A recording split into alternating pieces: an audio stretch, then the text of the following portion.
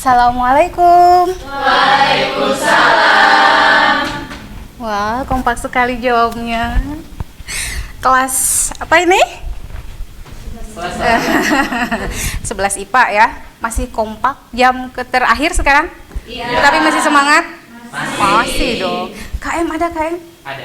Ada paling depan. Boleh dipimpin doa KM? Boleh. Ya. Baik, sebelum memulai pembelajaran, alangkah baiknya kita berdoa terlebih dahulu. Berdoa mulai. Bismillahirrahmanirrahim. Raditu billahi robba wa bil islami dina wa bi Muhammadin nabiyya wa rasulah. Rabbi zidni ilma warzuqni fahma. Amin. Alhamdulillah. Sebelum ke pembelajaran, Ibu coba absen dulu ya. Tapi kelihatannya ini masih semua hadir ya? Atau ada yang tidak hadir? Ada yang tidak hadir. Siapa? Isma, Isma dan? izin. Isma izin, satu orang. Lima izin. Rima izin. Iya. Ada? Nah lo. Oh ya, Indri. Boleh. Indri dan Isma izin dua-duanya. Boleh. Katanya di sini ada yel-yel ya. Selalu ada biar semangat. Apalagi sekarang jam terakhir ya. Mau dipimpin siapa? KM lagi, boleh. KM-nya masih semangat? Masih. Yuk, yel-yel dulu. Untuk seluruhnya bisa berdiri Di sini aja kan? di depan. Di depan. Ya. Sini. Up sebentar. Ada pemandangan yang kurang menarik. Bisa lihat? Bisa. Eka. Kenapa itu keluar? Balik kanan dulu. Nah, betulkan dulu. Oh, mentang-mentang istirahat ya, dikeluarkan. Periksa lagi semuanya coba. Barangkali ada yang keluar lagi. Sampahnya sudah? Sudah. Sip. Eka. Kan ganteng. Ya. Udah siap? Siap. Yuk. Baik, saya pimpin 11 IPA. Belajar aktif, berkarakter, juara. Belajar PPKN Menyenangkan. SMA Negeri 1 Kawali. Kahiji jadi kahiji. Oh, mantap. Terima kasih Al. Makasih. Yuk duduk kembali. Biar lebih semangat nih ya. Kita kan belajar PKN nih.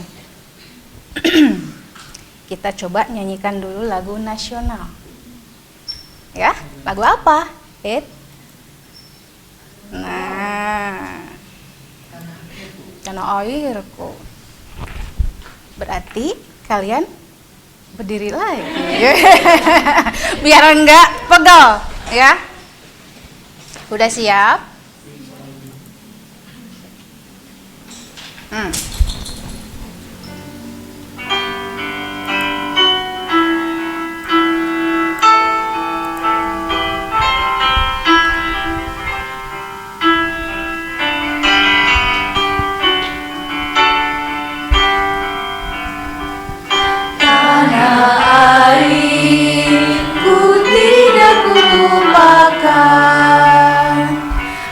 Terkenang selama hidupku,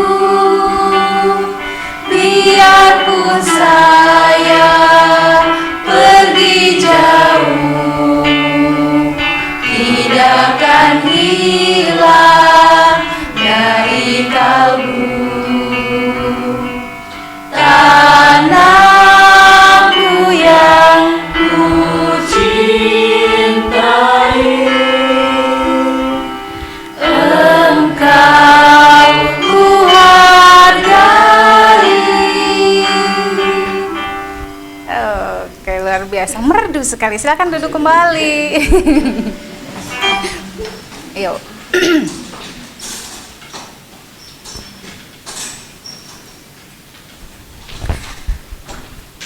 Udah lebih semangat ya. Udah nyanyi udah. Yel-yel juga udah. Jajan udah. Ada yang masih ingat minggu kemarin kita bahas materi apa? HAM. Hak asasi manusia. Pengertian tentang hak asasi, kemudian ada pengertian kewajiban asasi. Ya, apalagi ciri-ciri hak asasi manusia. Ini kayaknya udah di luar kepala semua ini. Semoga. Iya. Nah, terus sekarang kita mau bahas apa tuh? Kemarin kan pelanggarannya. Kenapa harus kita pelajari pelanggarannya? Nah, nih. Dalam satu bab ini, kita kan bab 1 ya. Nggak bisa pindah. Nah, ini untuk pelajaran satu bab. Kemudian yang sekarang kompetensi dasar yang ingin kita capai yaitu 1. Menganalisis pelanggaran hak asasi manusia dalam perspektif Pancasila dalam kehidupan berbangsa dan bernegara. Ya, ini untuk kompetensi pengetahuannya. Kemudian indikator pencapaiannya menelaah faktor penyebab pelanggaran hak asasi manusia. Kalau faktor penyebab belum kita bahas. Kemarin baru pengertian hak asasi, kewajiban dan ciri-cirinya. Kemudian yang keduanya menganalisis kasus-kasus pelanggaran hak asasi manusia. Untuk bahan ajarnya kemarin Ibu sudah share ke grup, sudah dibuka, sudah dibaca. Sudah dibuka, sudah dibaca. Ini udah mencakup ini nih. Faktor penyebab pelanggaran hak asasi manusia. Jadi nanti yang akan kalian analisis adalah kasus dikaitkan dengan faktornya. Kenapa ini bisa terjadi seperti ini, gitu ya. Kemudian untuk kompetensi yang keempatnya, keterampilannya, menyaji hasil analisis pelanggaran hak asasi manusia dalam perspektif Pancasila dalam kehidupan berbangsa dan bernegara. Indikator yang harus dicapainya yaitu menyajikan, sama ya ini. Jadi nanti kalian harus bisa mempresentasikan hasil analisis kalian di depan kelas di sini ke teman-teman. Ya, nanti Ibu akan coba sajikan 2 kasus untuk dibahas oleh masing-masing kelompok. Kemarin kelompoknya sudah dibentuk kan ya? Sudah. Masih ingat? Masih. Ada yang lupa? Atau masih lupa? 6 kelompok nanti ya, akan dibagi 2, 3 kelompok, 1, 3, dan 5. 2, 4, dan 6. Kemudian nah, tujuan pembelajaran kita hari ini, siang hari ini ya. Setelah mengikuti proses pembelajaran dengan menggunakan pendekatan saintifik yang dipadukan dengan model pembelajaran problem based learning dengan menggunakan metode tanya jawab, diskusi, serta teknik labirin games, peserta didik diharapkan dapat 1. Setelah membaca teks pada bahan ajar sudah dibaca di rumah? Sedikit. Sedikit juga baca kan ya? Nah, peserta didik diharapkan mampu menelaah faktor-faktor penyebab terjadinya kasus pelanggaran HAM. Yang kedua, melalui video pembelajaran. Nah, peserta didik diharapkan dapat menganalisis kasus pelanggaran hak asasi manusia di lingkungan sekolah. Kenapa di sekolah? Ini sesuai dengan usia kalian kan ya? Nah, yang ketiga, menyaji hasil analisis pelanggaran hak asasi manusia dalam perspektif Pancasila dalam kehidupan berbangsa dan bernegara. Nah, itu tujuan pembelajaran kita. Selanjutnya manfaatnya, kenapa sih harus dipelajari kasus pelanggaran hak asasi manusia teh? Kenapa? Manfaatnya apa? Setelah dengan adanya kemampuan menganalisis ya, diharapkan peserta didik dapat menjadi pribadi yang baik. Apakah kalian sudah baik? Berusaha. Berusaha OTW ya. Menjadi pribadi yang baik karena telah mengenal hakikat hak asasi manusia dari minggu-minggu kemarin kan ya. Nah, bagaimana pelanggaran HAM terjadi serta mengetahui bagaimana mekanisme penyelesaian kasus-kasus pelanggaran HAM. Itu manfaatnya. Berarti materi yang akan kita bahas yaitu kasus pelanggaran hak asasi manusia. Mekanismenya, runtuyan acaranya, runtuyan pembelajarannya. 1. nanti Ibu akan coba sajikan video untuk orientasi masalah.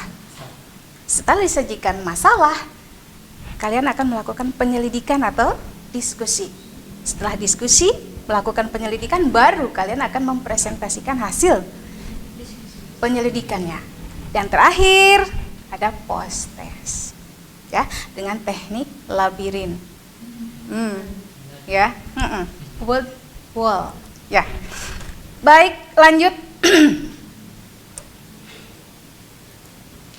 Ibu coba sajikan satu tayangan video yang pertama. Disimak ya. Ya, Bu.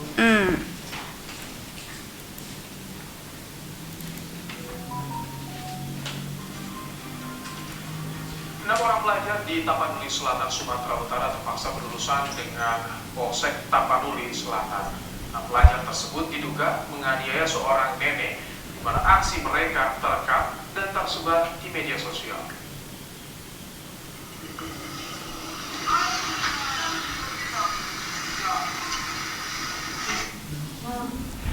Kami sengaja tidak menampilkan secara utuh visual ini karena baru mengingatkan Ini jadi sensor ya.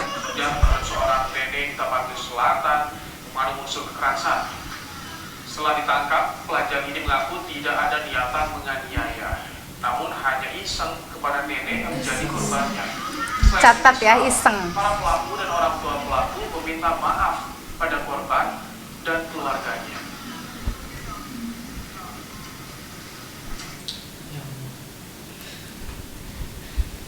Coba, ini baru satu video ya. Tanggapan kalian gimana? Miris, miris ya? Seorang pelajar dengan niat hanya iseng, loh. Tapi di sini ada korbannya. Ya, ini berujung penganiayaan. Walaupun iseng, tapi itu seorang nenek lah. Ya, ada lagi gimana? Tanggapannya, boleh? Ya, izin menanggapi. Boleh, silakan. Sendiri memang video Berdiri, tadi- Ya, berdiri. Ya. Baik, video di sini memang kita lihat sangat miris sekali, merepresentasikan bahwa pelajar zaman sekarang ini memiliki adab dan moralitas yang sangat rendah berkaitan dengan akhlak. Ya. Terima kasih. Ya. Bagus sekali. Itu tanggapannya. Betul nggak? Setuju nggak? Setuju. Setuju pisan. Setuju banget. Ya, ini pelajar yang harusnya itu menjadi contoh teladan ya, generasi penerus bangsa, kenapa bisa mempunyai moralitas seperti ini? Ini orang tua loh. Ya. Itu video yang pertama. Ini nanti akan dianalisis oleh kelompok 1, 3, dan 5. Boleh lanjut, ada satu video lagi.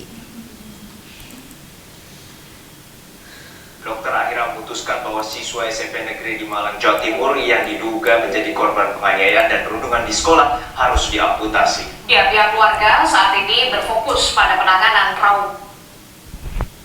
Selasa malam, saudara, siswa SMP yang diduga jadi korban penganiayaan dan perundungan menjalani operasi amputasi di Rumah Sakit Lavalet, Malang. Korban menjalani tindakan operasi selama kurang lebih 3,5 jam. Menurut pihak keluarga, dokter melakukan amputasi terhadap 2 ruas jari tengah tangan kanan korban.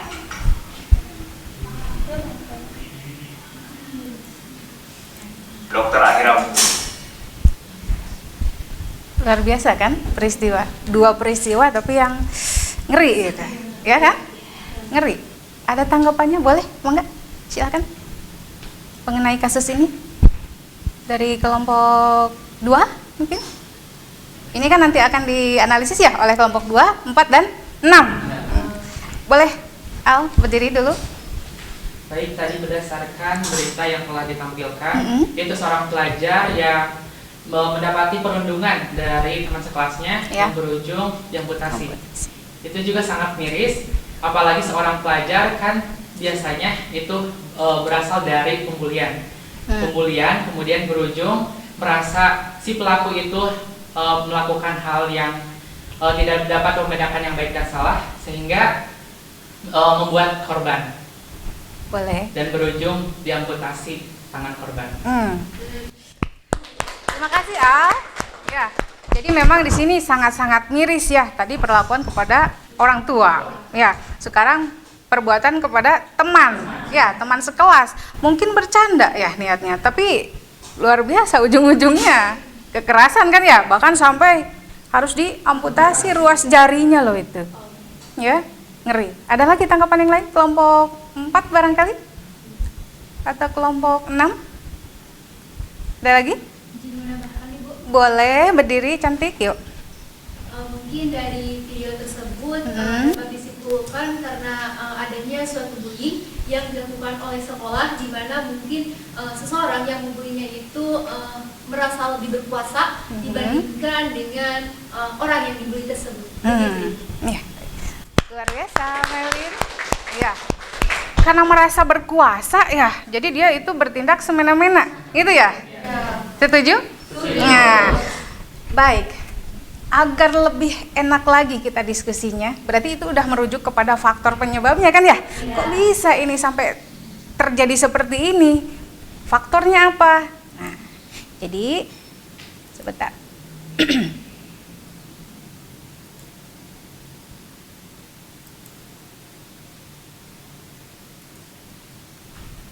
Biar lebih enak diskusinya. Kelompok sudah terbentuk kan ya? Silakan bergabung dengan kelompoknya masing-masing. Yuk, berkumpul dengan kelompoknya masing-masing. Ingat, video pertama untuk kelompok 1, 3, dan 5. Video kedua 2, 4, dan 6. Ya. Yuk berkumpul dulu dengan kelompoknya masing-masing. Dibuat lingkaran aja gitu, kelompok kecil. Boleh 1, 2, 3, 4 ya, 5, 6. Boleh, sok. Yuk. Terus nanti ketua kelompoknya boleh ke depan perwakilan ya. Kelompok 1 dulu.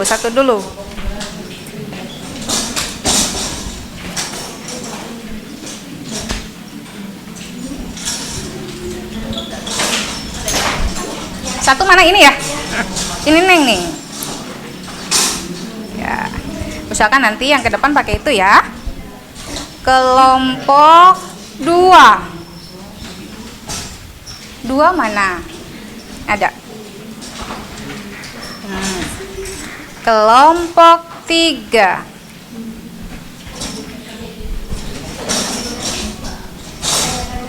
Udah, yuk. 3 mana 3?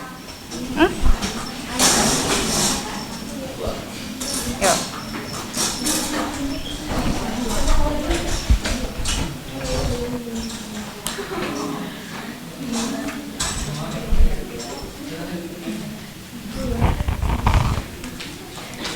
Enamnya mana ya? Ada itu nggak, keselip nggak? Yang kelompok 6.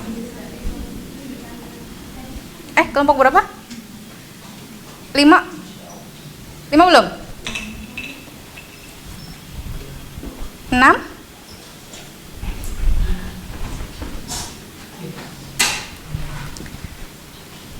Ada? Jepitannya ada? Belum? Loh? Ya, ini.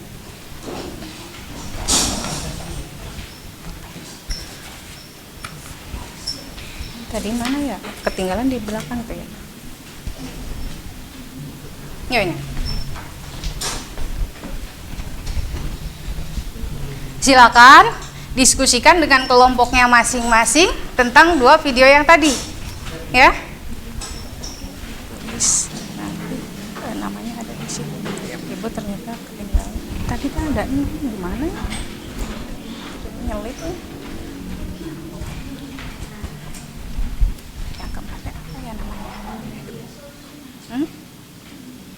Ada di grup ya? Ya.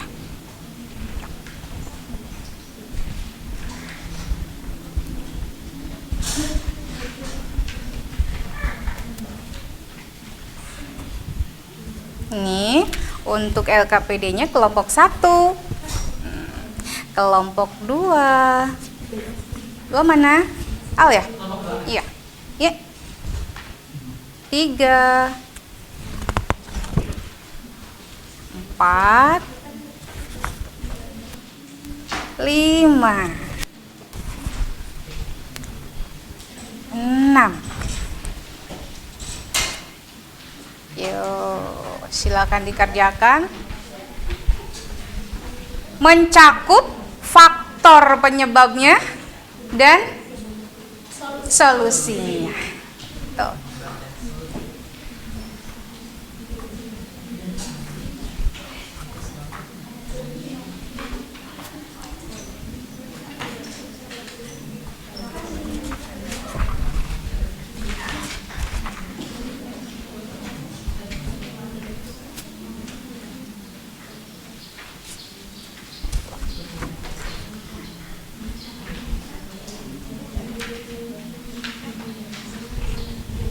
Berapa menit yang dibutuhkan untuk berdiskusi?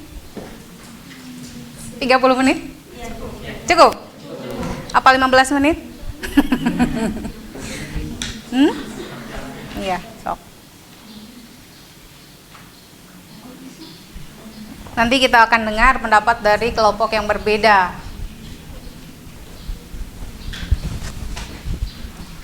Tadi pulpen ibu tadi mana ya? Ibu ya? Bukan? Oh? Keselip? Yuk. Video 2 yang diamputasi. Luar biasa ini terjadi di sini kan? Faktor penyebabnya dan solusinya nih kira-kira harus gimana? Apa yang dilanggar? Ya, boleh. Lebih lengkap loh begitu.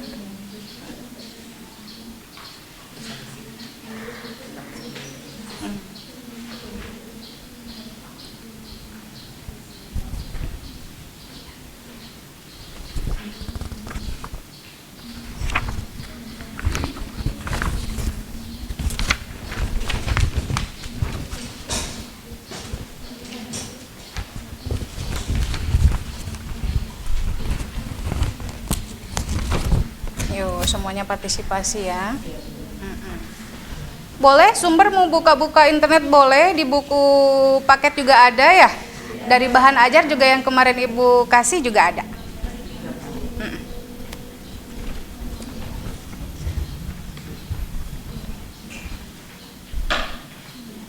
Kelompok berapa ini? 6.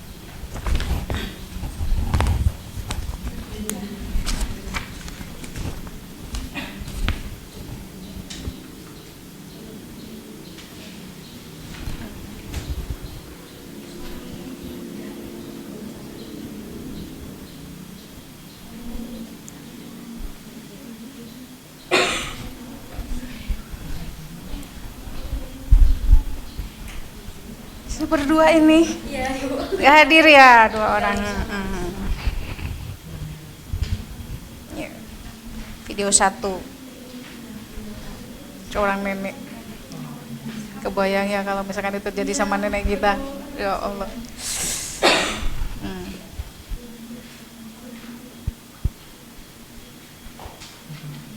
Macam-macam sekarang anak-anak ya. Ya. Kelompok berapa ini nih? 5. Refleksi ya, kelompok refleksi. Tetap semangat walaupun cuma 2 orang. Selalu.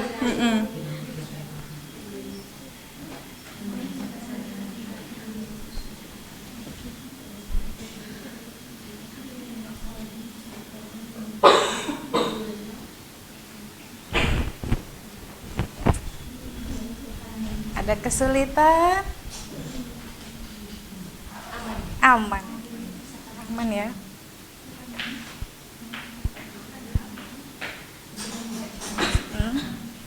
Video keberapa ini? Video pertama. Seorang nenek.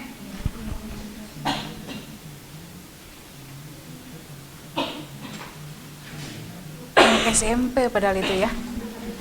SMP loh. Zaman sekarang udah bisa bersikap seperti itu. Kajian juga untuk kita kan ya.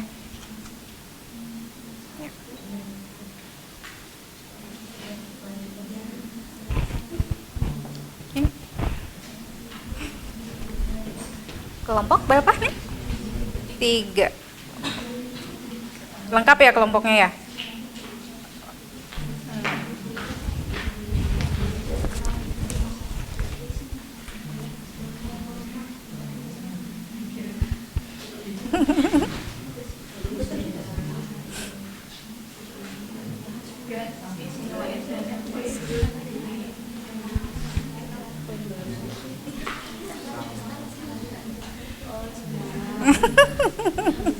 Katanya udah jajan tadi, Neng. Masih gagal fokus.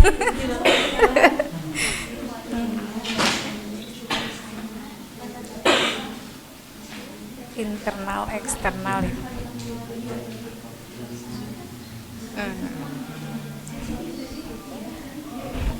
Ya, lanjutkan.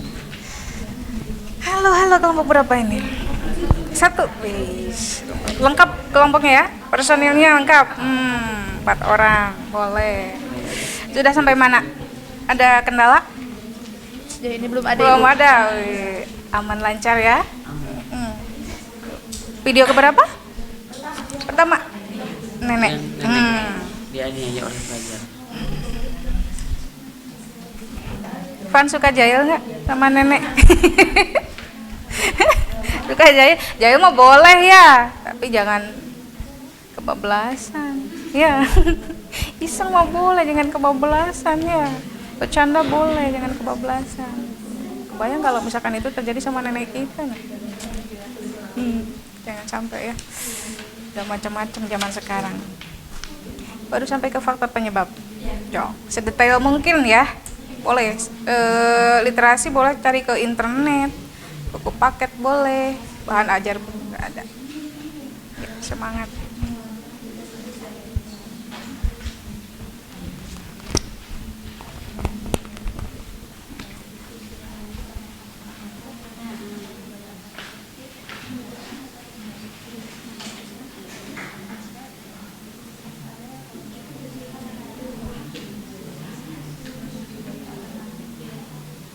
Solusi.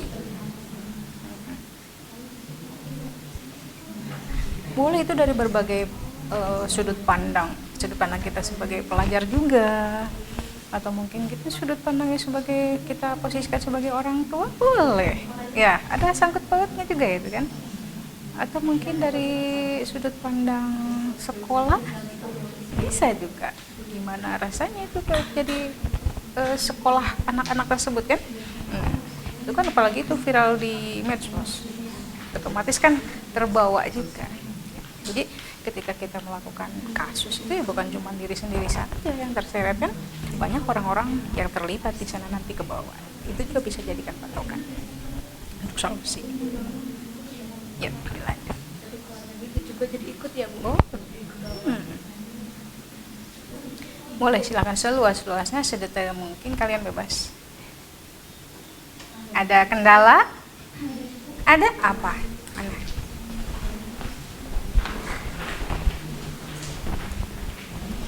Kenapa? Mas pasal-pasal itu carinya di mana?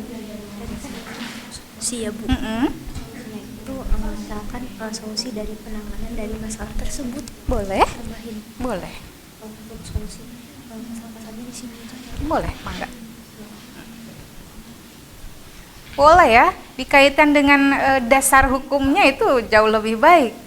Kemarin kan minggu kemarin kita udah bahas tentang analisis pasal-pasal yang mengatur tentang hak asasi manusia dan kewajiban asasi manusia dalam Undang-Undang Dasar 1945. Itu boleh dikaitkan ke sana. Ya. Kalau mungkin boleh juga dengan Undang-Undang HAM-nya langsung. Ada yang tahu Undang-Undang tentang hak asasi manusia? Ada yang masih ingat? Undang-Undang nomor 39 tahun 1999. Nah, itu dasar hukum yang utama. Silahkan mau dikaitkan ke itu tuh lebih bagus ya.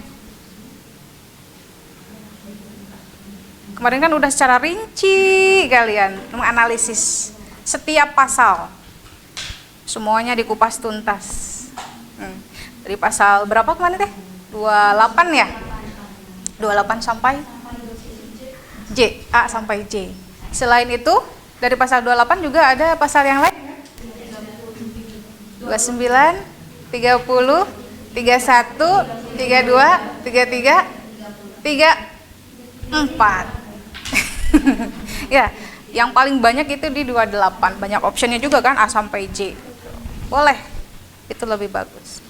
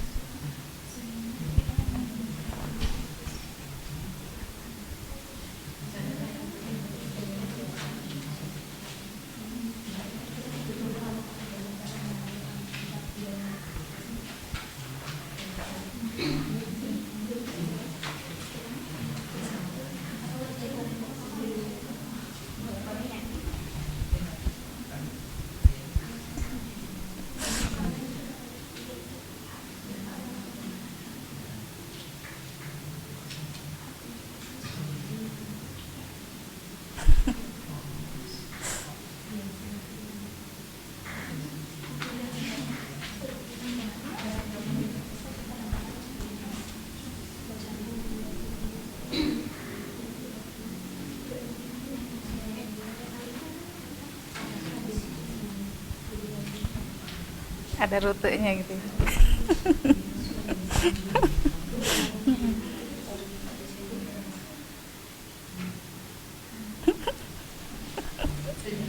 Berarti itu yang tahu siapa nanti kalau yang ke depan bacakan ini harus tahu ini rumusnya.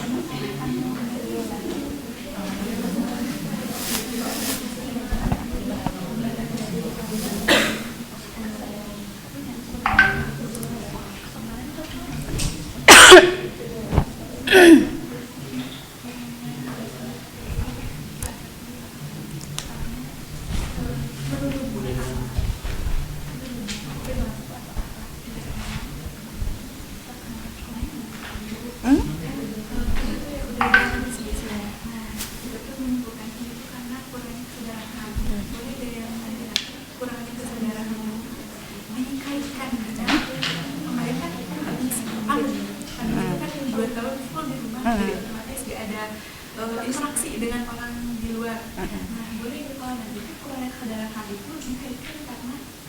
Pandemi. Boleh sih. Boleh silakan. Jadi ngefek ya, pengaruh. Boleh.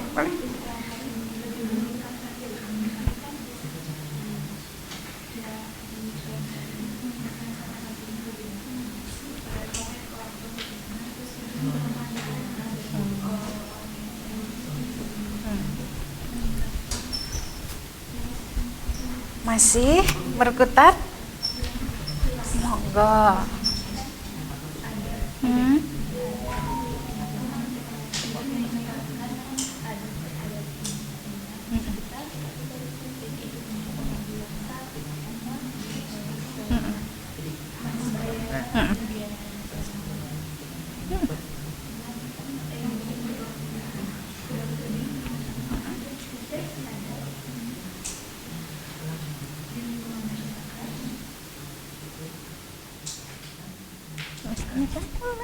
Bagus juga.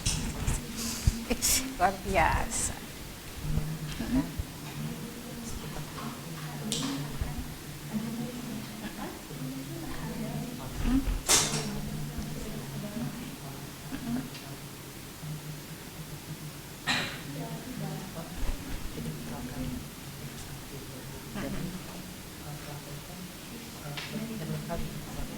Kan ada yang mengawasi. Kalau ada bukti.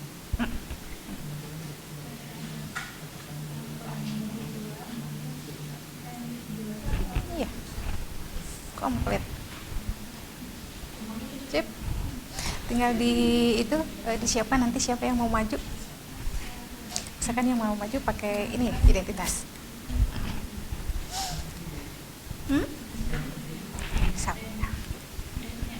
Ada kendala? Udah sampai mana?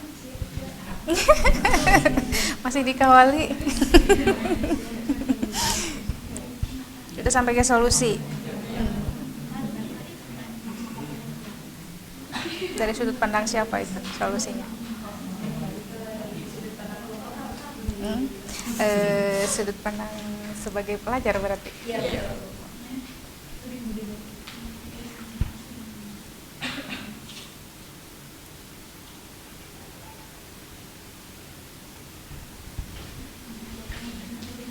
Tiga orang ya?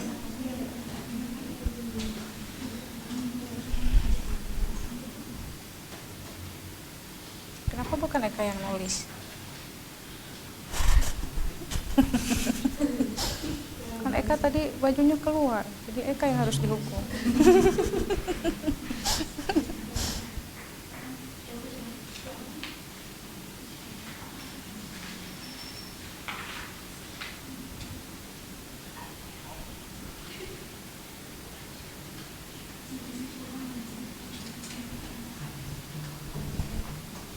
Udah beres belum? Masih belum? Kayaknya alot ya? Beres nih? Mana?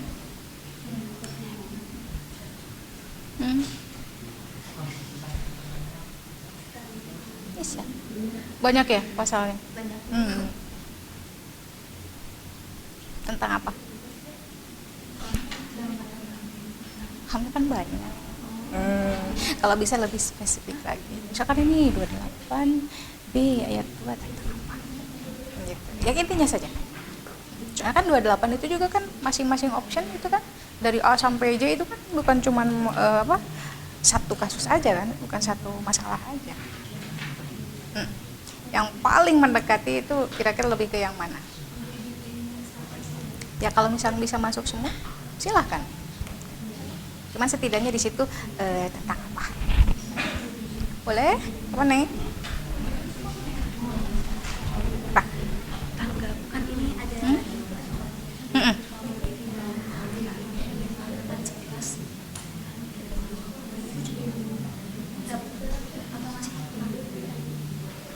boleh, kalau tanggapan kan sebenarnya juga nggak apa-apa. Sebetulnya tanggapan yang tadi udah. Mau diungkapkan lagi juga boleh, silahkan gitu. Nanti disatukan dengan ini kan. Ada itunya nggak? Ada dasar hukumnya ada? Ada. Sip. Iya. Yang paling itu ya. Sip. Udah berarti. solusinya.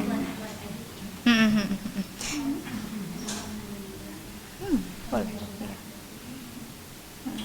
Iya. Berarti ini kebanyakan dari sudut pandang mana? Pandang kita sebagai sesama pelajar gitu ya.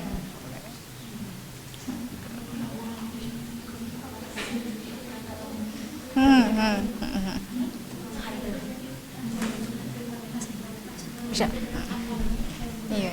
Kadang memang lingkungan juga menentukan kan ya, ngefek gitu.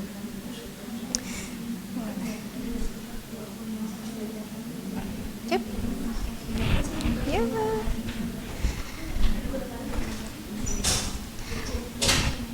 Kalau sudah beres semua, berarti kita mulai. Tapi kalau belum beres, yuk diselesaikan aja dulu. Ya. Dipersiapkan nanti yang mau ke depannya siapa. Dipakai identitasnya. Ya.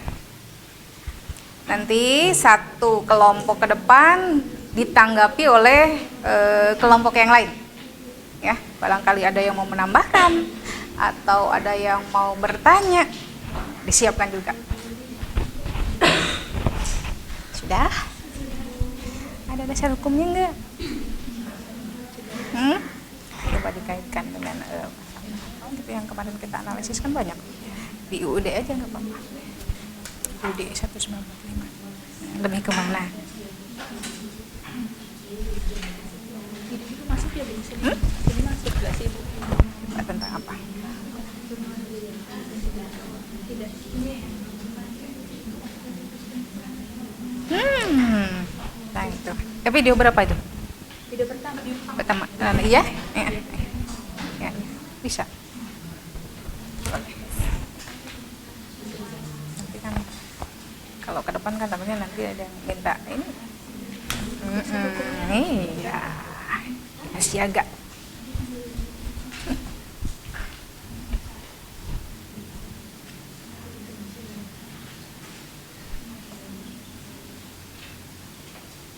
Lima menit lagi cukup? Cukup ya?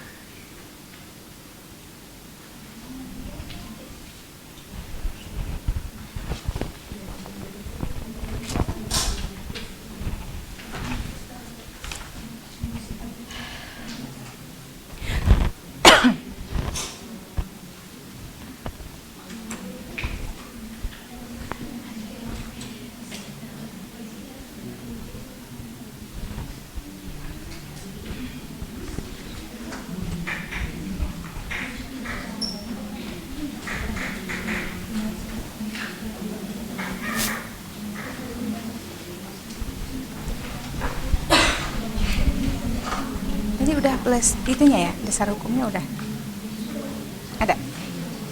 Menyemannya ke UUD gitu. Yang kemarin kita analisis nih.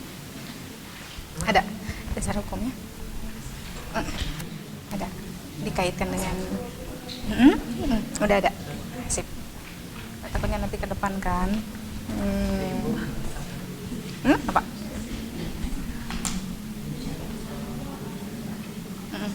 Oh, itu tanggapan. Ini tanggapan. Jadi sebetulnya udah tanggapan kan ya? Solusi. Gagal fokus. Gak apa-apa.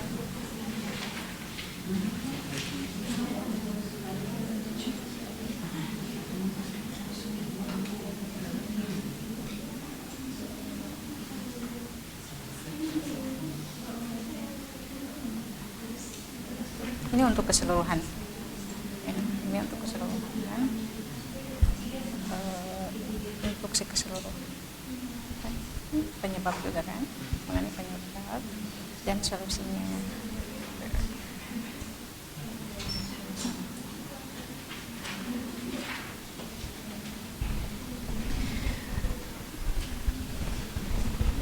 Sudah bisa dimulai? Sudah? Sudah semua? Yuk. Ini kalau misalkan nanti jawaban kalian banyak, Boleh di sini ditulis intisarinya saja. Ya. Yuk, mulai dari kelompok 1.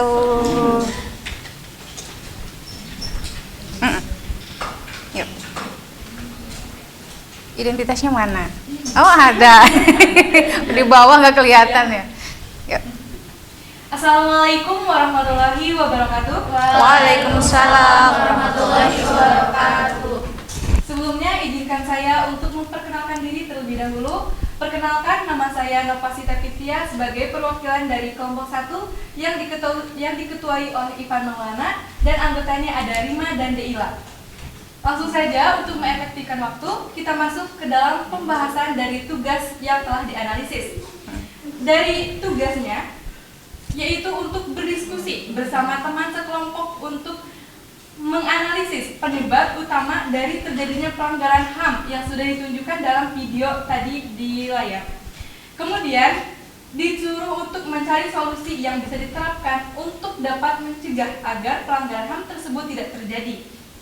Di sini kami sudah menganalisis tentang faktor penyebab dari kasus seorang nenek yang dianiaya oleh 6 orang pelajar beserta dengan solusinya. Namun, sebelum kami masuk ke dalam faktor penyebab, di sini kami akan menyampaikan terlebih dahulu bahwa kasus seorang nenek yang dianiaya oleh seorang 6 pelajar ini merupakan masuk terhadap kasus pelanggaran HAM. Mengapa? Karena ini sudah tertera dalam undang-undang. Contohnya, kami mengambil dalam pasal 28G ayat 2 yang berbunyi diisinya yaitu hak untuk bebas dari penyiksaan dan perlakuan yang merendahkan.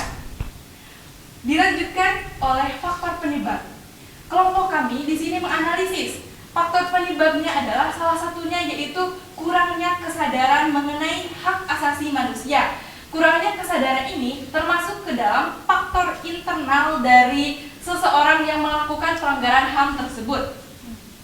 Ketika seseorang tersebut memiliki kesadaran HAM yang kurang, bisa menyebabkan pelaku pelanggaran HAM berbuat seenaknya. Pelaku tidak mau tahu bahwa orang lain pun mempunyai hak asasi yang harus dihormati. Kurangnya pemahaman akan HAM, kami juga berpendapat ini beresiko membuat pelanggaran HAM semakin banyak terjadi, termasuk salah satunya terjadi di kalangan pelajar atau remaja seperti pada video yang telah tadi ditampilkan. Kurangnya kesadaran HAM ini dikaitkan pada peristiwa yang baru-baru ini terjadi. Dikaitkan dengan contohnya peristiwa pandemi. Peristiwa pandemi COVID-19 yang dimana mengharuskan kita untuk terisolasi di rumah dan dilarangnya untuk melakukan interaksi dengan orang lain, bisa saja ini yang menjadi faktor pemicu akibat kurangnya kesadaran HAM, salah khususnya di kalangan pelajar. Mengapa pandemi bisa dikaitkan? Karena pandemi yang seperti tadi telah saya sampaikan bahwa pandemi mengharuskan kita untuk terisolasi di rumah dan tidak melakukan interaksi dengan orang lain. Nah, maka dari itu bisa saja karena kita kurang interaksi, jadi adab dan sopan santun kita terhadap orang lain pun semakin terkikis. Ditambah dari media sosial pun bisa mempengaruhi hal-hal yang akan kita lakukan di kehidupan kita di sehari-hari. Kami menganggap para pelajar tersebut faktornya yaitu kurangnya kesadaran HAM karena dikaitkan dengan hal-hal yang baru terjadi baru-baru ini. Nah, ketika ada sopan santun kita mengikis, otomatis kita tidak bisa menempatkan bagaimana perilaku kita terhadap orang yang lebih dewasa, bagaimana perilaku kita terhadap teman sebaya kita, dan bagaimana perilaku kita terhadap seseorang yang usianya di bawah kita. Jadi dapat disimpulkan bahwa kelompok kami menganalisis dari video yang telah ditampilkan bahwa faktor penyebab terjadinya pelanggaran HAM tersebut adalah kurangnya kesadaran HAM pada para pelajar tersebut. Dilanjutkan pada pembahasan mengenai solusi yang dapat kita lakukan supaya kurangnya kesadaran HAM tersebut bisa supaya kesadaran HAM bisa lebih ditingkatkan. Yang pertama, kita bisa meningkatkan pemahaman mengenai prinsip HAM kepada pelajar. Nah, jika kita seorang pelajar, tentunya di sekolah kita belajar yang namanya PPKN. Di dalam PPKN tersebut kita banyak mempelajari tentang bagaimana konsep itu HAM. Ketika kita sudah mempelajari konsep HAM tersebut bagaimana, pastinya kita tahu, dan ketika kita sudah tahu, kita pasti akan melakukannya di dalam kehidupan sehari-hari. Selain itu, solusinya adalah dengan cara meningkatkan adab di lingkungan masyarakat. Nah, kita sebagai seorang pelajar khususnya, kita juga harus bisa menempatkan diri sebagai seorang pelajar ketika adab terhadap orang tua bagaimana, adab terhadap teman sebaya kita bagaimana, dan terhadap teman yang usianya di bawah kita. Nah, dengan cara itu kita bisa meminimalisir terjadinya pelanggaran HAM seperti contoh kasus yang telah tadi ditampilkan. Mungkin pembahasan materinya cukupkan sampai di sini. Barangkali ada yang ditanyakan atau ada yang ingin menambahkan, boleh untuk acungkan tangan. Bisa cukup dipahami? Cukup? Jelas. Cukup jelas ya? Tidak ada tanggapan? Boleh. Baik, assalamualaikum. Berdiri dulu sayang. Assalamualaikum warahmatullahi wabarakatuh. Waalaikumsalam. Sebetulnya di sini saya bukan ingin bertanya, tapi hanya ingin menanggapi bahwasannya saya setuju dengan pemaparan materi tadi yang telah disampaikan oleh Saudari Nova dari kelompok 1. Bahwasanya kita sebagai remaja itu harus bertindak untuk menjunjung tinggi nilai-nilai hak asasi manusia yang dikaitkan dengan dasar Pancasila. Seperti tadi, contohnya kita belajar PPKN di sekolah, dan dari pemahaman-pemahaman tersebut kita harus realisasikan dalam kehidupan kita sehari-hari. Seperti itu. Terima kasih. Ya? Mungkin presentasi kami cukup sampai di sini. Terima kasih atas perhatiannya. Wassalamualaikum warahmatullahi wabarakatuh. Waalaikumsalam warahmatullahi wabarakatuh. Tepuk tangan juga untuk Tarisa tadi ya, yang sudah menanggapi ya presentasi dari kelompok 1. Semuanya setuju di sini ya, bahwa faktor utama dari kasus video yang pertama yaitu tentang kurangnya kesadaran akan hak asasi manusia. Boleh lanjut kelompok berapa? 2 atau 3? Yang satu kasus saja dulu. Berarti 3. Yuk lanjut. Jadi biar kita ada sedikit perbandingan kan ya. Ini menurut kelompok 1 kan seperti ini nih faktor penyebabnya. Kelompok 3 seperti ini. Baik, assalamualaikum warahmatullahi wabarakatuh. Waalaikumsalam warahmatullahi wabarakatuh. Selamat siang semuanya. Apa kabarnya hari ini? Alhamdulillah luar biasa. Allahu Akbar. Baik, saya perwakilan dari kelompok 3 dengan saya sendiri Tarisa Lutfi, ada juga Dea Aprilia, hingga Dwi Lestari, dan rekan saya satu lagi ada Jin. Sesuai yang telah diinstruksikan, langsung saja di sini saya akan melanjutkan pembahasan mengenai analisis kasus dari video pertama dalam judul seorang nenek yang dianiaya oleh 6 pelajar. Sebetulnya tadi juga sudah dibahas oleh kelompok 1, namun memang pastinya ada perbedaan pendapat seperti itu. Yang pertama, di sini saya akan menganalisis dari segi faktor penyebab. Yang kami temukan, yang kami pahami setelah tadi berdiskusi, faktor penyebabnya yang pertama karena sikap tidak toleran yang berasal dari faktor internal, dari diri kita sendiri. Mengapa demikian? Sikap ini akan menyebabkan munculnya saling tidak menghargai dan tidak menghormati atas kedudukan atau keberadaan orang lain. Sikap tidak toleran tersebut pada akhirnya akan mendorong orang untuk melakukan diskriminasi kepada orang lain serta beresiko mengakibatkan pelanggaran HAM. Itu untuk faktor yang pertama, yaitu sikap tidak toleran. Kemudian ada faktor lainnya, yaitu rendahnya kesadaran HAM, yang sebetulnya tadi juga sudah dipaparkan oleh kelompok 1, namun saya tegaskan kembali bahwa perilaku dengan dalih iseng, tadi para pelajar melakukan penendangan pada seorang nenek itu iseng ya, disebutkan melakukan kekerasan terhadap korban itu menunjukkan kesadaran akan pemahaman hukum dan HAM. Nah, hal ini menyebabkan mereka melakukan pelanggaran-pelanggaran tersebut tanpa ada rasa bersalah. dalam dirinya. Jadi mereka melakukan karena mereka merasa perbuatan mereka itu tidak salah. Kemudian faktor yang ketiga ada ketidaktegasan aparat penegak hukum yang dikategorikan dengan faktor eksternal, yang berarti bukan dari diri kita sendiri tapi ada faktor di luar diri kita yang mendorong kita untuk melakukan hal tersebut. Terjadinya pelanggaran hukum dan HAM, entah itu yang bersifat berat ataupun ringan, tidak mengindikasikan tidak tegasnya aparat penegak hukum. Karena hal itu tidak ada efek jerah bagi masyarakat setempat sehingga cenderung menganggap bahwa melakukan hal-hal yang dikategorikan dengan pelanggaran adalah hal yang wajar. Hal ini tentunya berkaitan dengan tadi rendahnya kesadaran HAM.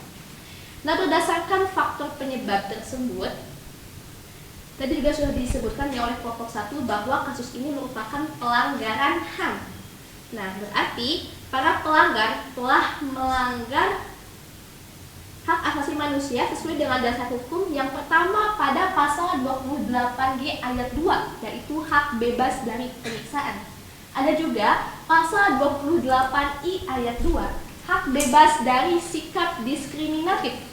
Dan ada juga dasar hukum internasional, yaitu Deklarasi Universal HAM tahun 1948 pasal 25 ayat 1, yaitu tentang hak setiap orang atas keamanan di hari tua. Itu untuk analisis HAM. Kemudian solusi yang dapat diberikan untuk mencegah atau disebutnya dengan solusi preventif, yaitu yang pertama menegakkan aturan hukum dan memperdalam ajaran agama. Nah, kedua hal ini sangat mendasar dan perlu diperhatikan dalam kehidupan kita sehari-hari. Kita harus bertindak seperti remaja yang berpendidikan dengan menjunjung tinggi nilai-nilai hak asasi manusia dan Pancasila dalam kehidupan kita sehari-hari. Solusi selanjutnya adalah melakukan pengenalan tentang hukum. Tadi juga sempat disinggung ya oleh kelompok 1.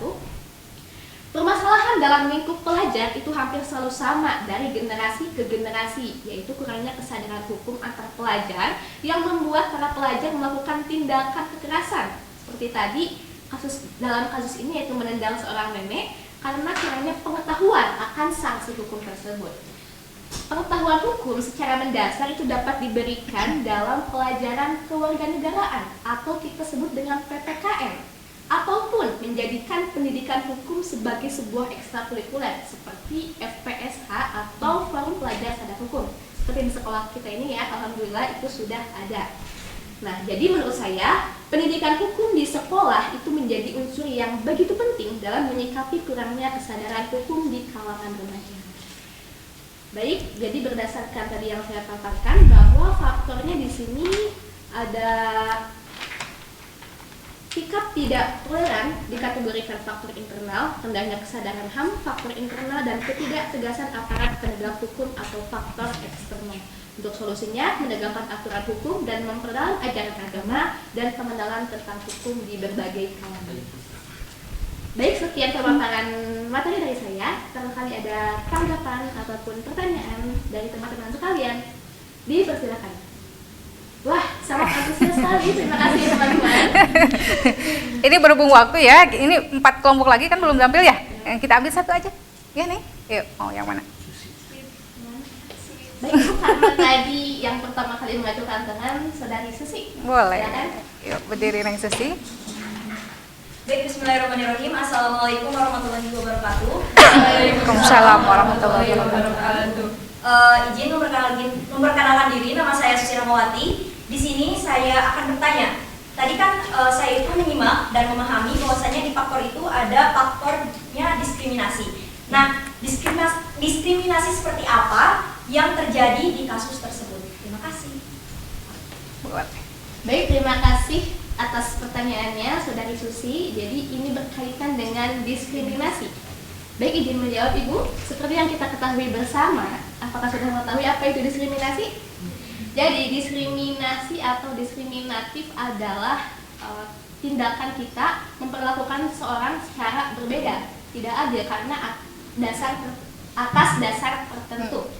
Dan kalau yang saya pahami, diskriminasi itu ada banyak jenisnya, mulai dari diskriminasi ekonomi, contohnya si kaya dan si miskin, kemudian ada juga diskriminasi sosial dan lain sebagainya. Nah, dalam kasus ini seorang nenek berarti bisa dikategorikan dengan diskriminasi keadaan ataupun kesenjangan sosial. Ya, seorang nenek yang keadaannya sudah lansia, kemudian juga dijelaskan bahwa seorang nenek tersebut mengidap ODGJ, orang dalam gangguan jiwa, sehingga para pelajar yang menjadi pelaku itu mereka melakukan diskriminasi kepada nenek tersebut karena istilahnya adalah mereka mempermainkan seperti itu atas dasar iseng, dan dapat disimpulkan bahwa melakukan penganiayaan, kekerasan, menendang itu merupakan tindakan pelanggaran HAM yang jelas tidak dibenarkan. Jadi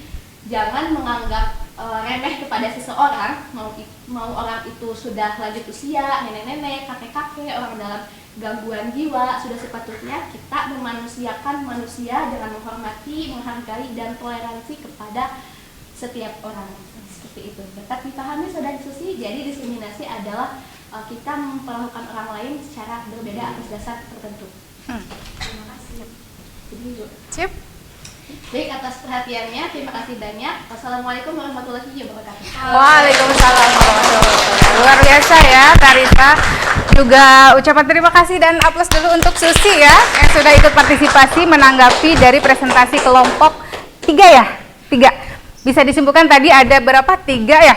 3 faktor penyebab. Kurangnya kesadaran HAM, kemudian kurangnya toleransi, dan ada faktor eksternal 1 ya, yaitu ketidaktegasan aparat penegak hukum. Iya. Ada sedikit pengembangan dari kelompok 1 tadi ya. Kalau tadi kelompok 1 ada 1. Sekarang kita lihat nih. Kelompok berapa? 5 ya. 5. Mana? Ya.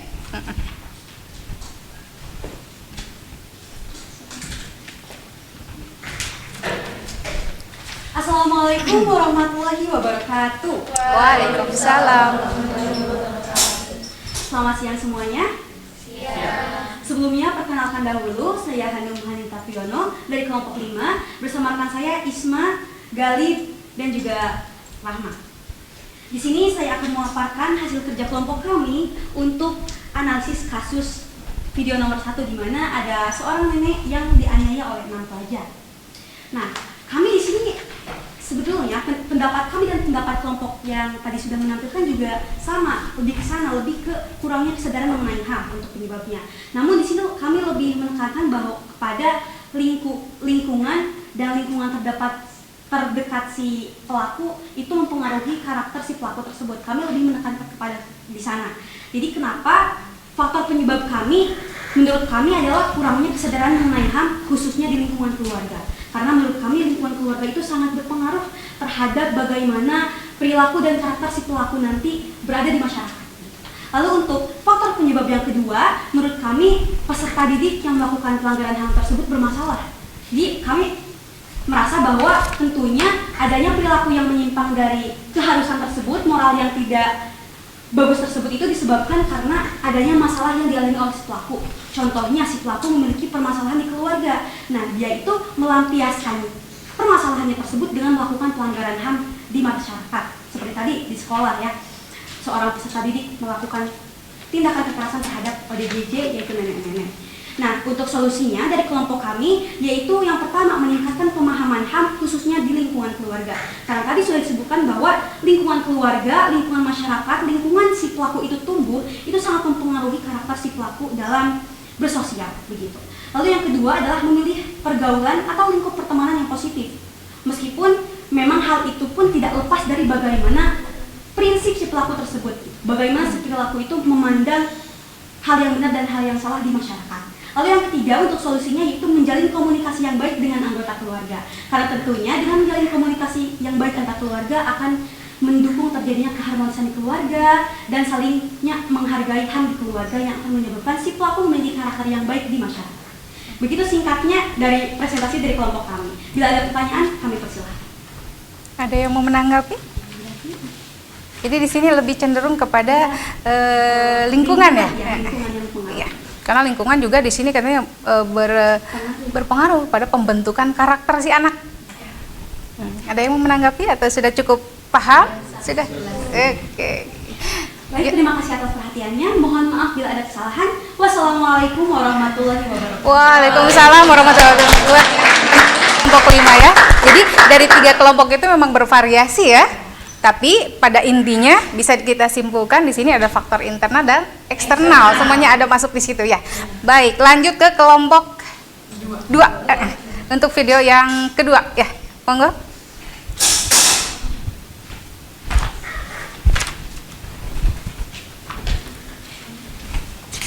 Kalau misalkan simpel boleh ditulis di depan di situ. Ibu sudah sediakan. Atau mau intinya ditulis di situ boleh. Baik, bismillahirrahmanirrahim. Assalamualaikum warahmatullahi wabarakatuh. Waalaikumsalam warahmatullahi wabarakatuh. Selamat siang semuanya. Siang. Sebelumnya, izinkan saya untuk memperkenalkan diri terlebih dahulu. Perkenalkan, nama saya Al-Farid Muhammad Jibril selaku ketua dari kelompok 2, yaitu kelompok asasi. Kemudian terdiri dari anggotanya yaitu Dias, Hesti, dan Ulfi. Baik, di sini kelompok kami akan memaparkan hasil analisis dari video kedua, yaitu mengenai pelajar korban perundungan diamputasi. Di sini saya akan menjelaskan beberapa faktor hasil analisis dari video kedua ini. Yang pertama, sikap egois. Sikap egois yang berlebihan membuat ia merasa bahwa kepentingannya adalah hal yang utama dan mementingkan diri sendiri. Tentunya sikap egois ini berkaitan dengan faktor internal. Jadi si pelaku menganggap bahwa perbuatannya adalah perbuatan yang mohon maaf, untuk sikap egois ini merasa pelakunya melakukan tindakan menurut dirinya sendiri benar tanpa memikirkan resiko terhadap orang lain. Dalam video kedua tersebut, kita seperti yang kita telah ketahui bahwa korban mengalami yang namanya tangannya diamputasi akibat perlakuan pelaku yang melakukan perundungan kepada korban. Kemudian yang kedua adalah kurangnya rasa empati juga mempengaruhi pelanggaran HAM atau hak asasi manusia, yaitu tidak memiliki rasa empati serta kemanusiaan. Artinya di sini pelaku tidak memiliki rasa empati untuk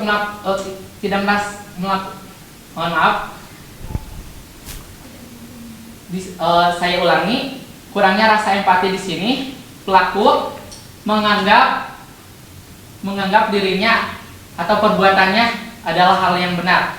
Jadi tidak dapat membedakan mana yang baik atau manapun yang buruk. Sebetulnya jika kita memiliki rasa empati serta rasa kemanusiaan, maka hal tersebut tidak akan terjadi, yaitu melakukan perundungan kepada teman sekelas yang berakhir diamputasi. Kemudian yang ketiga, yaitu pergaulan yang tidak baik. Pergaulan yang tidak baik ini sangat berpengaruh kepada perilaku seorang pelajar, karena bagaimanapun jika kita berada pada lingkungan yang kurang baik ataupun pergaulan yang tidak baik, itu akan berpengaruh perilaku pada pelajar, jadi melakukan hal yang tidak baik pula. Kemudian yang terakhir adalah ketidaktegasan aparat menegakkan hukum. Ini berkaitan dengan faktor eksternal, artinya bullying memang hal yang sudah kita ketahui dari dulu. Bullying diawali dengan bercandaan yang dianggap sepele, kemudian menganggap hal tersebut adalah hal yang istilahnya hal yang wajar gitu. Jadi bullying di sini memang berasal dari perbuatan yang dianggap sepele, kemudian karena tidak adanya ketegasan aparat hukum, yaitu contohnya dari pihak sekolahnya tidak menanggapi perilaku bullying itu sebagai hal yang salah gitu. Jadi tidak ada yang menghalangi untuk melakukan bullying, sehingga bullying itu semakin menjadi-jadi dan berakibat fatal seperti yang telah dijelaskan dalam video kedua, yaitu korban yang diamputasi tangannya akibat perundungan. Karena sesuatu yang besar itu berawal dari kecil tentunya. Kemudian ada juga solusi berdasarkan analisis kelompok kami, yaitu yang pertama, penyuluhan, etika, tata krama, kemudian sikap yang baik, kemudian menumbuhkan sikap yang saling menghargai antar sesama. Tentunya bagi para pelaku yang melakukan perundungan, dirinya itu tidak dapat membedakan mana yang baik mana yang buruk. Jadi di sini pentingnya melakukan penyuluhan terhadap siswa ataupun pelajar agar dirinya tertanam bahwa sikap perilaku yang baik serta saling menghargai dapat memberikan istilahnya manfaat untuk dirinya sendiri maupun untuk orang lain. Kemudian yang kedua adalah tidak membedakan teman di sekolah. Di sini seperti yang kita ketahui, ada teman yang hanya ingin berteman berdasarkan tipe karakternya, ataupun kita kenal juga sebagai circle. Nah, circle ini tentunya sangat berpengaruh terhadap pertemanan di sekolah. Jadi jika intinya gini, kalau circle itu kan hanya orang-orang tertentu saja yang dapat masuk pertemanan. Jadi kalau ada orang atau teman yang berbeda dengan pendapat kita, itu bukan tipe kita. Sebetulnya itu adalah pemahaman yang salah. Intinya kita tidak boleh membeda-bedakan, karena jika membeda-bedakan ini akan memunculkan peluang yang besar melakukan yang namanya teman yang tidak masuk ke circle, itu akan menjadi orang yang dikucilkan gitu, dan berpotensi untuk dibully. Kemudian yang ketiga, menghormati dan menghargai semua warga sekolah tanpa terkecuali. Dengan kita saling menghormati, menghargai, maka akan tercipta yang namanya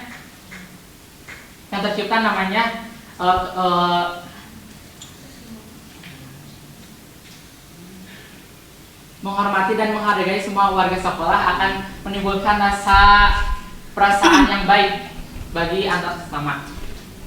Kemudian yang keempat adalah meningkatkan ketegasan atau keamanan di sekolah. Tentunya pelaku bullying melakukan hal tersebut karena tidak ada yang mengancam dirinya untuk melakukan tindakan yang jahat, yaitu melakukan perundungan ataupun bullying. Misalkan untuk kedepannya sekolah itu memasang kamera CCTV atau pengawas agar pelaku yang melakukan perbuatan yang jahat terhadap temannya berpikir 2 kali. Kemudian yang terakhir adalah kita sebagai teman harus dapat saling membela dan melindungi teman, terlebih teman yang mendapatkan perlakuan yang tidak baik. Teman yang diperlakukan yang tidak baik, tentunya dia itu sebenarnya ingin melapor serta membela dirinya, tetapi dia tidak punya keberanian dan merasa dirinya terancam oleh pelaku. Jadi maka kita sebagai teman harus berpengertian. Jadi kalau ada teman yang merasa dibully, kemudian dikucilkan, kita sebagai teman harusnya kita peka gitu. Peduli ya. Peduli terhadap teman, kemudian membela, dan membela yang ini juga tidak hanya satu pihak saja, karena kalau satu pihak kita akan kalah atau ikutan dibully. Maka diperlukan kita sebagai teman berpegang secara bersama-sama untuk menghentikan perilaku bullying. Ya, sudah. Boleh tepuk tangan dulu untuk luar biasa, sangat-sangat detail ya. Ada tanggapan? Jadi mungkin di sini lebih kepada di sini banyak pihak yang dilibatkan ya. Sekolah juga di sini harus ikut andil gitu ya. Biar tidak terjadi seperti itu lagi. Kalau misalkan tidak ada pengawasan dari sekolah, mungkin ya seperti itu bisa akan terjadi lagi dan terjadi lagi, bahkan mungkin lebih hebat dari itu gitu. Jadi dari mulai pengamanan ya Al ya, sanksinya juga mungkin harus dipertegas lagi. Kalau untuk faktor penyebab tadi hampir sama semua ya, ketidaktegasan dari aparat penegak hukum, kemudian kurangnya toleransi, ya, kesadaran HAM juga di sini kurang. Ya, hampir sama semuanya. Ya, ada tanggapan atau cukup? Cukup, boleh. Sangat jelas ya, sangat jelas, sangat rinci, sangat detail, luar biasa. Boleh kita tepuk tangan dulu. Baik, terima kasih atas perhatiannya. Mohon maaf apabila ada banyak kesalahan dan kekurangan. Billahi taufiq wal hidayah. Wassalamualaikum warahmatullahi wabarakatuh. Waalaikumsalam warahmatullahi wabarakatuh. Terima kasih Al. Ini kayaknya sudah mulai lelah ya. Boleh kita sedikit peregangan dulu. Kita melatih konsentrasi lagi karena ini rawan sekali jam terakhir kan ya. Ibu kasih sedikit ice breaking. Biar kita sedikit ini olahraga jari dulu. Kalau ibu sebutkan pagi berarti tepuk 1 kali. Ya, ibu sebutkan siang 2 kali.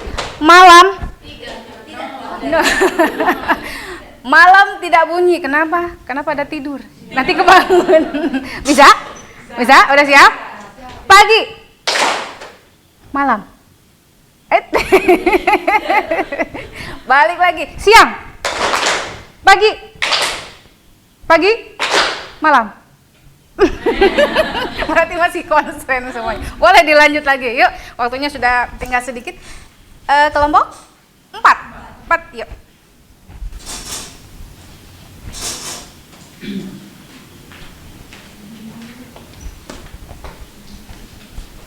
Assalamualaikum warahmatullahi wabarakatuh. Waalaikumsalam warahmatullahi wabarakatuh. Perkenalkan, nama saya Susi Rahmawati. Di sini saya dari kelompok pelanggaran dengan anggota Eka dan juga Raihan. Sesuai dengan tugas kami yaitu menganalisis dari video kedua, yaitu tentang pelajar korban perundungan di amputasi. Nah, setelah kami analisis di bagian faktor penyebab, di sini kami menekankan bahwasanya hal yang menjadi faktor penyebab utama yaitu dari media elektronik. Kenapa demikian? Karena media elektronik menjadi salah satu faktor yang terbesar timbulnya kekerasan hak asasi manusia, terutama di lingkungan sekitar sekolah bagi kita seorang pelajar. Nah, dari media elektronik kita mendapatkan informasi yang berasal dari gadget, internet, program TV yang belum tentu terbukti kebenarannya. Dan juga dari media elektronik itu dapat mempengaruhi sikap setiap orang. Jadi kesimpulannya bahwasanya media elektronik itu sangat berpengaruh terhadap sikap dan juga perilaku anak-anak zaman sekarang.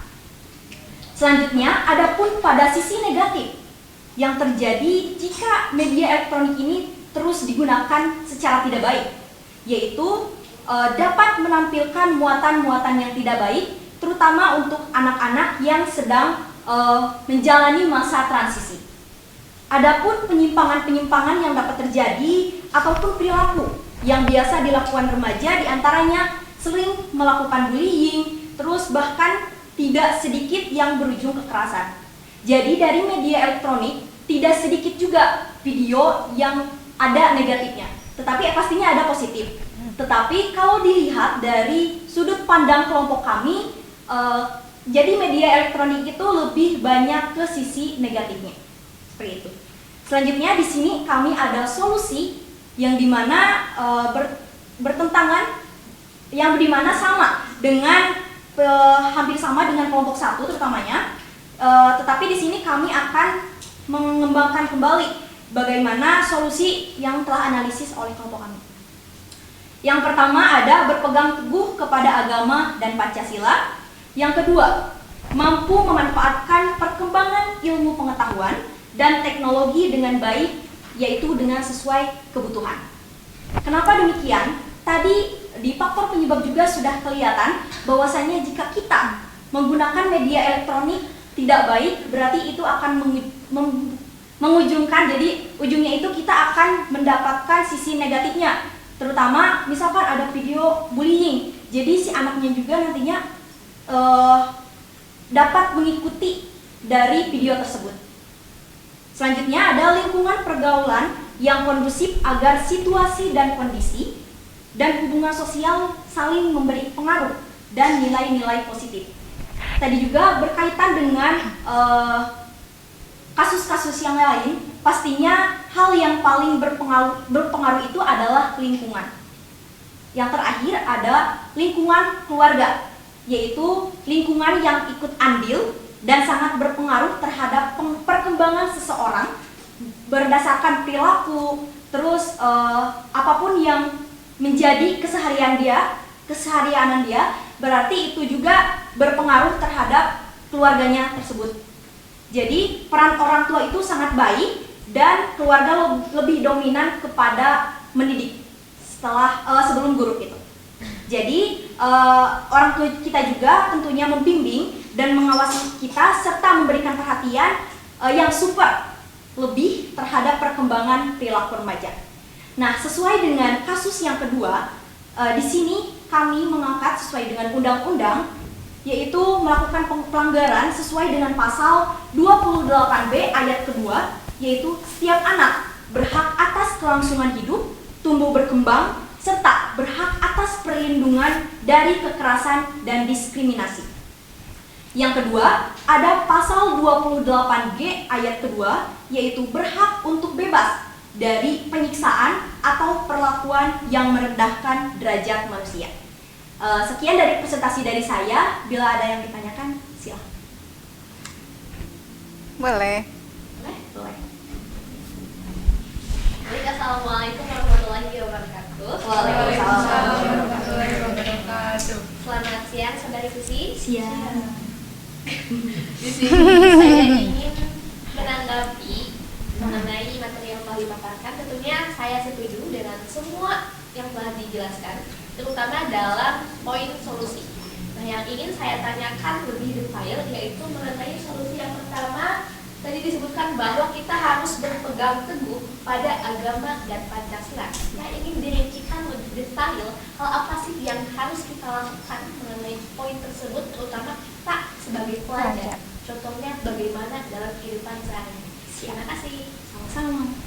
Baik, di sini izin saya menjawab pertanyaan dari Tarisa, yaitu tentang bagaimana atau contohnya dari berpegang teguh kepada agama dan juga Pancasila. Nah, baik. Di sini kan ada kata berpegang teguh, berarti kita memiliki keyakinan gitu, keyakinan akan apa itu. Tetapi di sini ada kepada agama dan juga Pancasila. Bagaimana caranya? Yang pertama, kita itu bisa mendekatkan diri kepada Tuhan dan juga bisa menghadiri majelis taklim misalkan untuk meningkatkan keimanan dan ketakwaan terhadap Tuhan Yang Maha Esa. Nah, kita sebagai umat muslim terutamanya pastinya kita itu harus rajin sholat, jadi nantinya juga kita dapat damai, tentram, dan juga insya Allah aman di hatinya gitu. Selain itu, adapun kita ambil satu aja dari pengamalan dari Pancasila yang dapat kita terapkan sebagai mana kita seorang pelajar, yaitu menghormati dan menghargai orang lain. Cukup? Baik, jadi intinya lebih ke bagaimana kita memperbaiki kualitas diri kita yang meningkatkan keimanan kepada Tuhan. Terima kasih. Sama-sama. Mungkin sekian presentasi dari saya. Wassalamualaikum warahmatullahi wabarakatuh. Waalaikumsalam warahmatullahi wabarakatuh. Terima kasih Neng Susi, luar biasa ya. Juga terima kasih untuk Neng Tarisa ya yang sudah menanggapi dari presentasi kelompok Neng Susi. Jadi ini lebih kepada hampir sama, cuman perkembangannya di sini lebih kepada lingkungan, keluarga. Terus ada lingkungan dan juga keluarga. Karena lingkungan dan keluarga itu membentuk karakter. Solusinya ada tambahan di sini harus berpegang teguh kepada agama dan Pancasila. Itu wajib ya. Ya, gimana caranya? Kita harus tahu mana yang baik, mana yang benar. Apa? Sudah tidak fokus. Mana yang baik, mana yang benar. Sama ya. Mana yang baik dan mana yang buruk. Istilahnya apa ya? Takwa. Menjalankan apa yang diperintahkan, menjauhi. Nah, itu simpel. Simpel, tapi itu sulit untuk dilaksanakan. Ya, boleh lanjut kita kelompok terakhir ya. Kelompok 6. Yuk.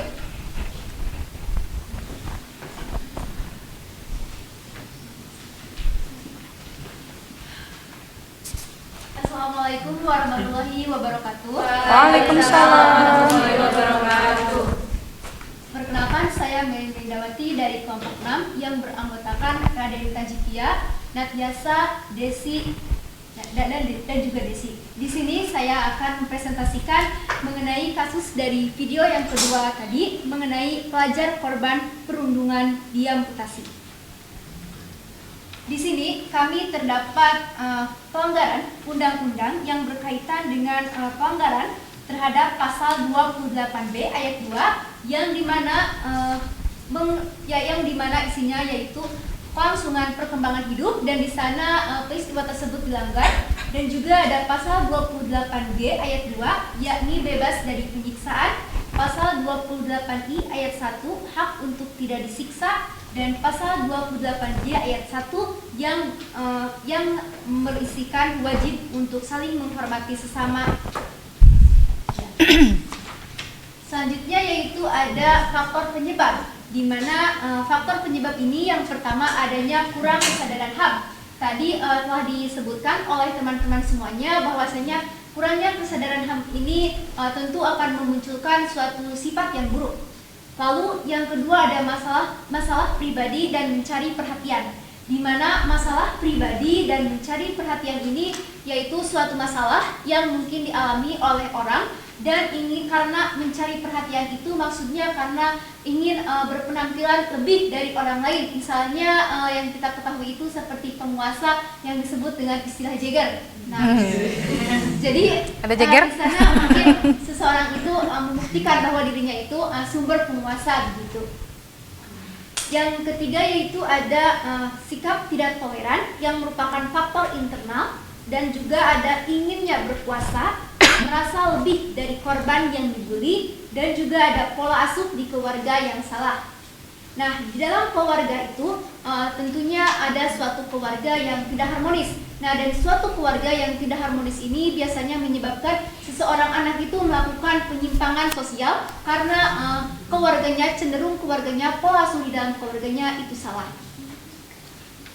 Selanjutnya yaitu kami ada solusi. Yang pertama kami ada solusi untuk kasus dari video tersebut yang dimana seorang pelajar korban perundungan diamputasi, yakni untuk hukuman bagi si pelaku pembulian tersebut, yaitu dengan adanya berdasarkan pada Undang-Undang Nomor 11 Tahun 2012 tentang Sistem Peradilan Pidana Anak, dikarenakan anak tersebut masih usia SMP, dan maka si anak itu akan menjalani masa pidananya di LPKA, yaitu Lembaga Pembinaan Khusus Anak, di mana sistem peradilan pidana anak itu mengutamakan pendekatan keadilan restoratif, di mana biasanya si anak akan ditanya oleh pembina LKPA yang akan dipertanyakan itu mengenai si anak itu akankah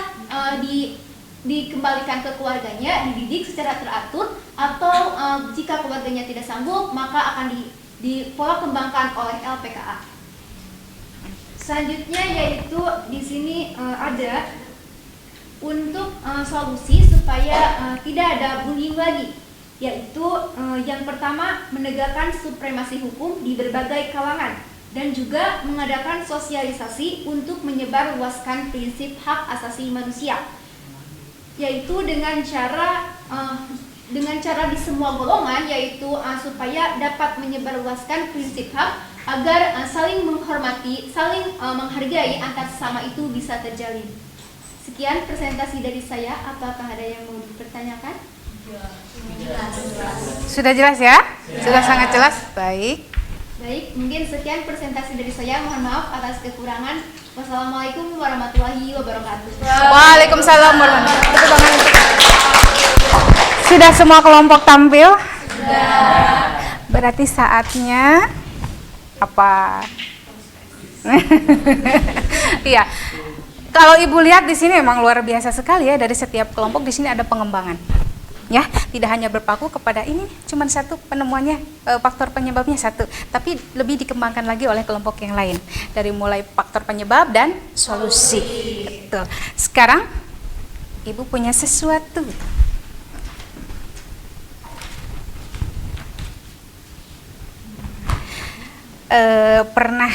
Kalian pernah itu wall pernah kan? Nah, untuk mengevaluasi, karena tadi kan kalian sudah belajar tentang faktor penyebab dan untuk kasus pelanggaran hak asasi manusia. Di sini Ibu punya 5 pertanyaan untuk mengevaluasi pemahaman kalian. Silakan dibuka grupnya, Ibu sudah share link, ya. Sudah kan? Nah, dengan metode labirin. Boleh di sini. Silahkan kalian mulai. 5 menit juga cukup ya? Cukup. Sebagai sampel.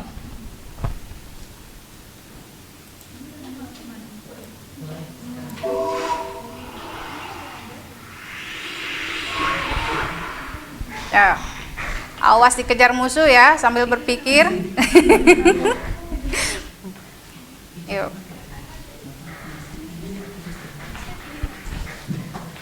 Ada?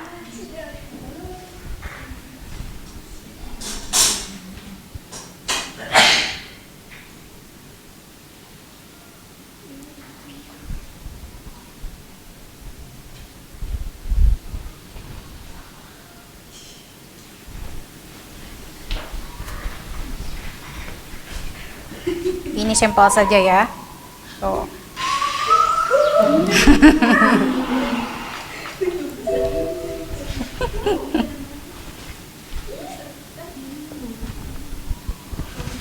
Pengen lari tapi susah.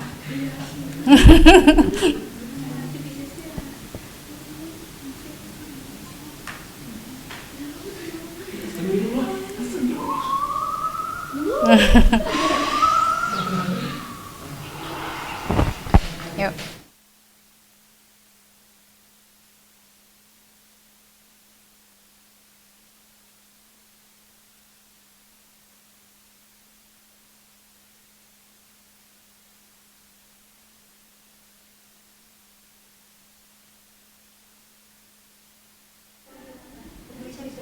Biasa.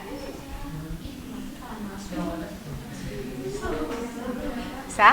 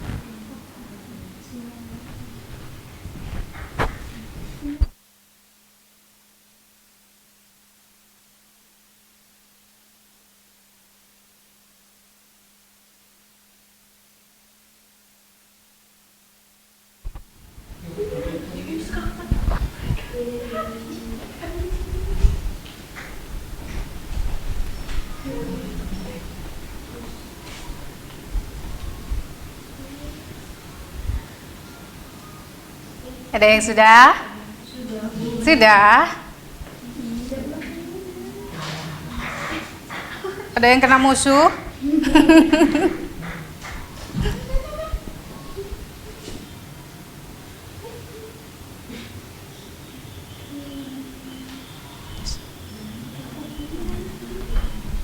Yuk. Udah ya? Ya, yuk. Ya. Alhamdulillah kita udah sampai di penghujung acara ya. Tadi yang kita bahas tadi itu kasus pelanggaran hak asasi manusia. Yuk kita buat kesimpulan. Ada yang bisa menyimpulkan dari semua pembelajaran kita tadi? Mengenai faktor penyebab terjadinya pelanggaran hak asasi manusia. Yang pertama ada faktor apa? Internal. Boleh siapa yang bisa faktor internal? Yuk, Neng Hanum berdiri dulu. Jadi terjadinya pelanggaran HAM itu dipengaruhi oleh faktor internal. Faktor internal itu merupakan faktor yang muncul dari diri pelaku untuk melakukan pelanggaran HAM. Yang pertama adalah sikap egois atau mementingkan diri sendiri. Yang kedua adalah kurangnya atau rendahnya kesadaran mengenai kesadaran HAM. Dan yang ketiga adalah sikap tidak toleransi. Tidak toleransi. Setuju semuanya? Setuju. Terima kasih Neng Hanum. Yang kedua, selain dari faktor internal ada faktor eksternal. Ada yang bisa? Ada? Boleh. Berdiri. Neng Tarisa. Baik, tadi ada faktor internal, ada juga faktor eksternal. Eksternal. Eksternal dari dalam diri kita. Kalau eksternal itu dari luar diri kita, pengaruh yang mendorong kita untuk melakukan sesuatu tersebut. Contohnya tadi kalau berdasarkan pelajaran yang kita ambil ada ketidaktegasan aparat penegak hukum, kemudian masalah kelompok saudari Susia itu penyalahgunaan teknologi. Dan juga kalau di buku pakai bisa saya lihat itu ada penyalahgunaan kekuasaan. Jadi ada 3 poin. Oke, terima kasih Mbak Susi. Terus apa lagi selain dari faktor penyebabnya? Kita tadi bahas apa? Solusi. Ada yang bisa menyimpulkan solusinya agar tidak terjadi pelanggaran tersebut terulang kembali? Tidak lagi dan lagi? Ada nggak? Dari yang tadi kita bahas? 1. Meningkatkan kesadaran. Dengan cara apa? Mengikuti pembelajaran. Pembelajaran kan kita ini belajar loh. Iya. Nggak sadar kan? Nggak sadar. Yang kedua, meningkatkan keimanan dan ketakwaan, berpedoman kepada agama dan Pancasila. Terus apalagi kita harus taat hukum atau aturan baik negara ataupun sekolah yang terdekat. Ya, tata tertib di sekolah itu adalah hukum, jadi harus kita taati. Nah, itu solusinya. Ya. Baik, kita refleksi bagaimana pembelajaran hari ini. Pelajaran terakhir ya. Harus semangat. Menyenangkan tidak? Tetap ya, harus dipelihara semangatnya walaupun itu jam terakhir. Orang lain udah pada keluar. Kita masih betah di sini. Luar biasa kelas IPA ya. Mungkin demikian pertemuan dari Ibu ya. Untuk minggu depan kita akan bahas, ada yang tahu materi tentang apa? Upaya penegakan hak asasi manusia yang dilakukan oleh pemerintah. Itu untuk minggu depan. Cukup? Tidak ada yang ditanyakan lagi? Cukup ya? Nanti menyusul kemana? Baik, untuk pertemuan kali ini Ibu cukupkan sekian. Mudah-mudahan ada manfaatnya. Kurang dan lebih Ibu minta maaf. Kita berjumpa lagi minggu depan. Wabillahi taufiq wal hidayah. Wassalamualaikum warahmatullahi wabarakatuh. Waalaikumsalam warahmatullahi wabarakatuh. Tapi sebelum kita bubar, Pak KM mana? Silakan dipimpin doa dulu ya. Baik, setelah melaksanakan kegiatan, maka baiknya kita membaca doa terlebih dahulu.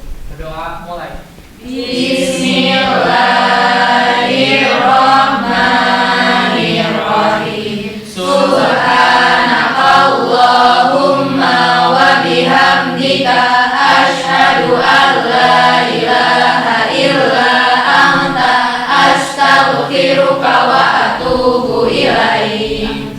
Alhamdulillah, ya. Terima kasih. Assalamualaikum warahmatullahi wabarakatuh.